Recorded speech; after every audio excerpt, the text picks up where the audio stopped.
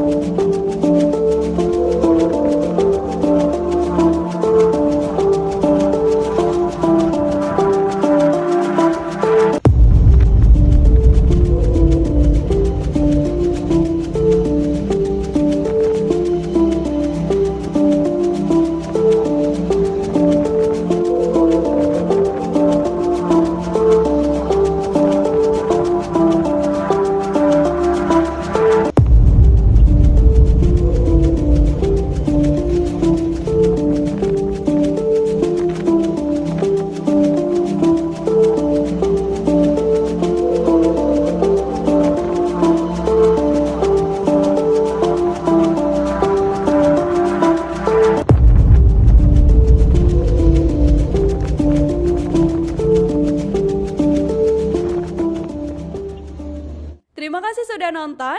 Jangan lupa like, subscribe, dan share ya.